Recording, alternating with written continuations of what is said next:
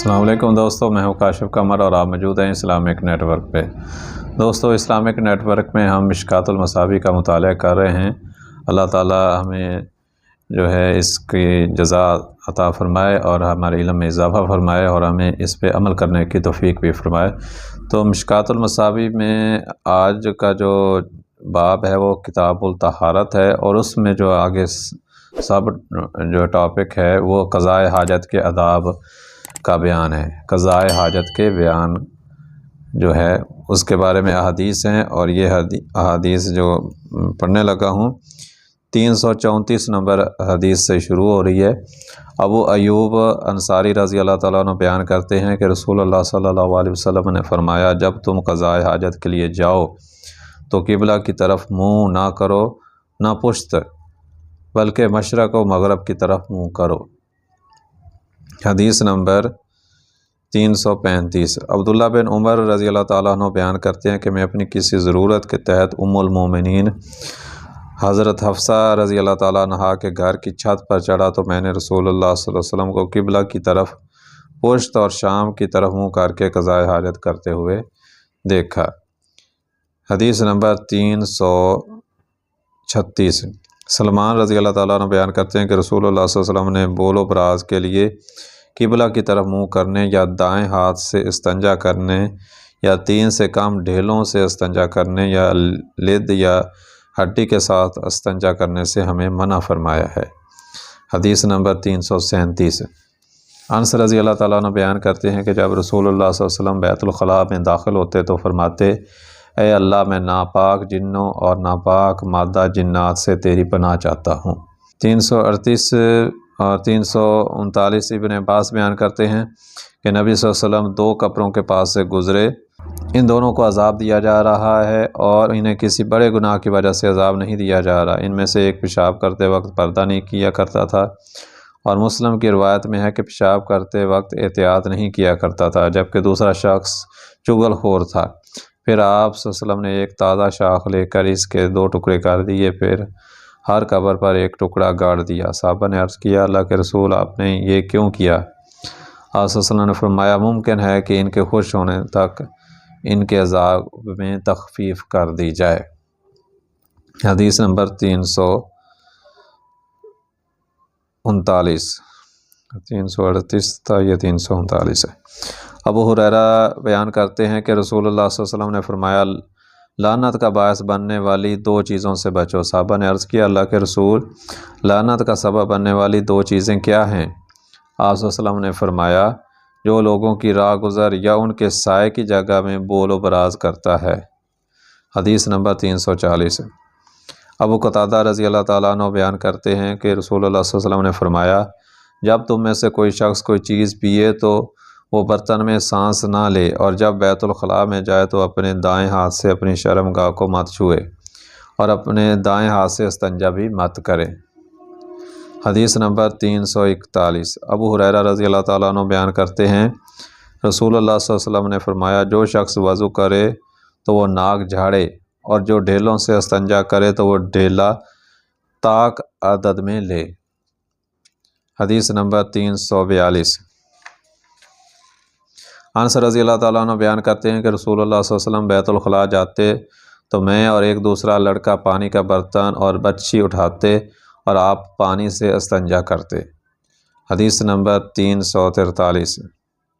انس رضی اللہ تعالیٰ عنہ بیان کرتے ہیں کہ نبی صلی اللہ علیہ وسلم جب بیت الخلاء میں جانے کا ارادہ فرماتے تو آپ اپنی انگوٹھی اتار دیتے۔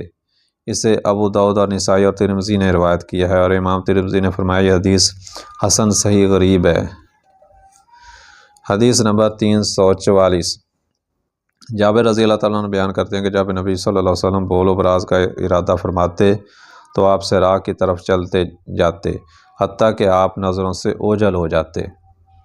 حدیث نمبر 345۔ ابو موسیٰ رضی اللہ تعالیٰ عنہ بیان کرتے ہیں، میں ایک روز نبی صلی اللہ علیہ وسلم کے ساتھ تھا، آپ صلی اللہ علیہ وسلم نے پیشاب کرنے کا ارادہ کیا تو آپ دیوار کی بنیاد کے پاس نرم جگہ پر آئے اور پیشاب کیا۔ پھر فرمایا، جب تم میں سے کوئی پیشاب کرنے کا ارادہ کرے تو وہ پیشاب کرنے کے لیے مناسب جگہ تلاش کرے۔ حدیث نمبر 346۔ انس رضی اللہ تعالیٰ عنہ بیان کرتے ہیں جب نبی صلی اللہ علیہ وسلم قضائے حاجت کا ارادہ فرماتے تو آپ بیٹھتے وقت زمین کے قریب ہو کر اپنا کپڑا اٹھایا کرتے۔ حدیث نمبر 347۔ ابو ہریرہ رضی اللہ تعالیٰ عنہ بیان کرتے ہیں کہ رسول اللہ صلی اللہ علیہ وسلم نے فرمایا، میں تمہارے لیے اسی طرح ہوں جس طرح والد اپنے بچے کے لیے ہوتا ہے۔ میں تمہیں سکھا سکتا ہوں، جب تم بول و براز کے لیے جاؤ تو قبلہ کی طرف منہ نہ کرو نہ پشت۔ آپ صلی اللہ علیہ وسلم نے استنجا کے لیے 3 پتھر استعمال کرنے کا حکم فرمایا۔ آپ نے لد اور ہڈی سے استنجا کرنے سے منع فرمایا اور دائیں ہاتھ سے استنجا کرنے سے منع فرمایا۔ حدیث نمبر 348۔ عائشہ رضی اللہ تعالیٰ عنہ بیان کرتی ہیں، رسول اللہ صلی اللہ علیہ وسلم کا دائیں ہاتھ وضو اور کھانے کے لیے تھا، جبکہ بایاں ہاتھ استنجا اور ناپسندیدہ کاموں کے لیے تھا۔ حدیث نمبر 349۔ عائشہ رضی اللہ تعالیٰ عنہ بیان کرتی ہیں کہ رسول اللہ صلی اللہ علیہ وسلم نے فرمایا، جب تم میں سے کوئی بول و براز کے لیے جائے تو وہ استنجا کرنے کے لیے اپنے ساتھ 3 ڈھیلے لے جائے، یہ اس کے لیے کافی ہوں گے۔ حدیث نمبر 350۔ ابن مسعود رضی اللہ تعالیٰ عنہ بیان کرتے ہیں کہ رسول اللہ صلی اللہ علیہ وسلم نے فرمایا، گوبر اور ہڈی کے ساتھ استنجا نہ کرو، کیونکہ وہ تمہارے جن بھائیوں کی خوراک ہے۔ حدیث نمبر 351۔ رویف بن ثابت بیان کرتے ہیں کہ رسول اللہ صلی اللہ علیہ وسلم نے فرمایا، مجھے فرمایا، رفیف شاید میرے بعد تمہاری عمر دراز ہو جائے اور لوگوں کو بتا دینا کہ جس نے اپنی داڑھی کو گرا دی یا گلے میں تانت ڈالی یا جانور کی لد یا ہڈی سے استنجا کیا تو محمد صلی اللہ علیہ وسلم اس سے بری ہیں۔ حدیث نمبر 352۔ ابو ہریرہ رضی اللہ تعالیٰ عنہ بیان کرتے ہیں کہ رسول اللہ صلی اللہ علیہ وسلم نے فرمایا، جو شخص سرما لگائے تو وہ طاق عدد میں لگائے، جس نے ایسا کیا اس نے اچھا کیا، اور جس نے ایسا نہ کیا تو کوئی حرج نہیں۔ جو شخص ڈھیلے سے استنجا کرے تو وہ بھی طاق عدد میں ڈھیلے استعمال کرے، جس نے ایسا کیا تو اس نے اچھا کیا، اور جس نے نہ کیا تو کوئی حرج نہیں۔ جو شخص کوئی چیز کھائے جو اجزائے حلال کرنے سے نکلیں انہیں پھینک دے، اور جو اپنی زبان کے ذریعے نکالے تو انہیں نگل جائے، جس نے ایسا کیا اس نے اچھا کیا، اور جس نے نہ کیا تو کوئی حرج نہیں۔ اور جو شخص بول و براز کے لیے جائے تو وہ پردہ کرے، اگر وہ کوئی چیز نہ پائے تو ریت کا ایک ٹیلا سا بنائے اور اس کی طرف پشت کر لے، کیونکہ شیطان اولاد آدم کی مقد کے ساتھ کھیلتا ہے۔ جس نے ایسا کیا اس نے اچھا کیا، اور جس نے نہ کیا تو کوئی حرج نہیں۔ حدیث نمبر 353۔ عبداللہ بن مغفل رضی اللہ تعالیٰ عنہ بیان کرتے ہیں کہ رسول اللہ صلی اللہ علیہ وسلم نے فرمایا، تم میں سے کوئی اپنے غسل خانے میں پیشاب نہ کرے، پھر وہ اس میں غسل کرے یا وضو کرے، کیونکہ زیادہ تر وسوسے اسی پیشاب سے ہوتے ہیں۔ حدیث نمبر 354۔ عبداللہ بن سرجس رضی اللہ تعالیٰ عنہ بیان کرتے ہیں کہ رسول اللہ صلی اللہ علیہ وسلم نے فرمایا، تم میں سے کوئی بل کیڑے مکوڑوں کی جگہ میں پیشاب نہ کرے۔ حدیث نمبر 355۔ معاذ رضی اللہ تعالیٰ عنہ بیان کرتے ہیں کہ رسول اللہ صلی اللہ علیہ وسلم نے فرمایا، 3 باتوں سے بچو جن کے کرنے والے پر لعنت کی جاتی ہے، پانی کے گھاٹ راستے کے درمیان اور سائے میں بول و براز کرنے سے۔ حدیث نمبر 356۔ ابو سعید رضی اللہ تعالیٰ عنہ بیان کرتے ہیں کہ رسول اللہ صلی اللہ علیہ وسلم نے فرمایا، 2 شخص بول و براز کرتے وقت عریاں حالت میں باہم باتیں نہ کریں، کیونکہ اللہ ایسا کرنے پر ناراض ہوتا ہے۔ حدیث نمبر 357۔ زید بن ارقم رضی اللہ تعالیٰ عنہ بیان کرتے ہیں، رسول اللہ صلی اللہ علیہ وسلم نے فرمایا، ان مقامات پر جنات کی آمد و رفت رہتی ہے، لہٰذا جب تم میں سے کوئی بیت الخلاء جائے تو یہ دعا پڑھے، میں نر اور مادہ ناپاک جنات سے اللہ کی پناہ چاہتا ہوں۔ حدیث نمبر 357۔ علی رضی اللہ تعالیٰ عنہ بیان کرتے ہیں کہ رسول اللہ صلی اللہ علیہ وسلم نے فرمایا، جب ان میں سے کوئی بیت الخلاء میں جائے تو وہ بسم اللہ کہے، یہ جنوں کی آنکھوں اور اولاد آدم کی پردہ کی چیزوں شرمگاہ وغیرہ کے درمیان پردہ اور آڑ ہے۔ حدیث نمبر 359۔ عائشہ رضی اللہ تعالیٰ عنہ بیان کرتی ہیں، جب نبی صلی اللہ علیہ وسلم بیت الخلاء سے باہر تشریف لاتے تو یہ دعا غفرانہ کا، میں تیری مغفرت چاہتا ہوں، پڑھا کرتے۔ حدیث نمبر 360۔ ابو ہریرہ بیان کرتے ہیں کہ جب نبی صلی اللہ علیہ وسلم بیت الخلاء جاتے تو مٹی کے برتن یا چمڑے کی چھاگل میں آپ کو پانی پیش کرتا، آپ استنجا کرتے، پھر اپنے ہاتھ زمین پر پھیرتے، پھر ایک دوسرا برتن پیش خدمت کرتا تو آپ وضو فرماتے۔ حدیث نمبر 361۔ حکم بن سفیان بیان کرتے ہیں جب نبی صلی اللہ علیہ وسلم پیشاب کرتے تو وضو فرماتے اور اپنی شرمگاہ پر پانی کے چینٹے مارتے تھے۔ حدیث نمبر 362۔ امیمہ بنت رقیقہ بیان کرتی ہیں کہ نبی صلی اللہ علیہ وسلم کی چارپائی کے نیچے لکڑی کا ایک پیالہ ہوتا تھا جس میں آپ صلی اللہ علیہ وسلم رات کے وقت پیشاب کیا کرتے تھے۔ حدیث نمبر 363۔ عمر رضی اللہ تعالیٰ عنہ بیان کرتے ہیں کہ نبی صلی اللہ علیہ وسلم نے مجھے دیکھا جب میں کھڑے پیشاب کر رہا تھا۔ آپ صلی اللہ علیہ وسلم نے فرمایا عمر کھڑے ہو کر پیشاب نہ کرو، بس اس کے بعد میں نے کبھی کھڑے ہو کر پیشاب نہیں کیا۔ حدیث نمبر 364۔ حذیفہ رضی اللہ تعالیٰ عنہ بیان کرتے ہیں کہ نبی صلی اللہ علیہ وسلم کسی قوم کے کوڑے کرکٹ کے ڈھیر پر آئے تو آپ نے کھڑے ہو کر پیشاب کیا۔ امام بخاری اور امام مسلم نے روایت کیا اور کہا گیا کہ یہ کھڑے ہو کر پیشاب کرنا کسی عذر کی وجہ سے تھا۔ حدیث نمبر 365۔ عائشہ رضی اللہ تعالیٰ نے فرمایا جو شخص تمہیں یہ بتائے کہ نبی صلی اللہ علیہ وسلم کھڑے ہو کر پیشاب کیا کرتے تھے تو اس کی تصدیق نہ کرو، آپ تو صرف بیٹھ کر پیشاب کیا کرتے تھے۔ حدیث نمبر 366۔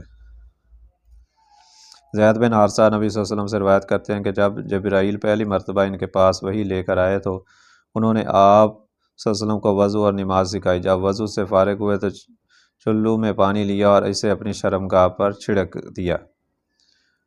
حدیث نمبر 367۔ ابو ہریرہ رضی اللہ تعالیٰ عنہ بیان کرتے ہیں کہ رسول اللہ صلی اللہ علیہ وسلم نے فرمایا جبرائیل میرے پاس آئے تو انہوں نے کہا محمد صلی اللہ علیہ وسلم جب آپ وضو کریں تو اس کے بعد شرمگاہ پر پانی چھڑک لیا کریں۔ حدیث نمبر 368۔ عائشہ رضی اللہ تعالیٰ عنہ بیان کرتی ہیں کہ رسول اللہ صلی اللہ علیہ وسلم نے پیشاب کیا تو عمر رضی اللہ تعالیٰ عنہ پانی کا لوٹا لیے آپ کے پیچھے کھڑے تھے۔ آپ صلی اللہ علیہ وسلم نے فرمایا عمر یہ کیا ہے؟ انہوں نے عرض کیا پانی ہے۔ آپ صلی اللہ علیہ وسلم نے وضو فرمائیں گے؟ آپ صلی اللہ علیہ وسلم نے فرمایا مجھے یہ حکم نہیں دیا گیا کہ جب میں پیشاب کروں تو وضو بھی کروں، اگر میں ایسا کروں تو یہ سنت بن جائے گی۔ حدیث نمبر 369۔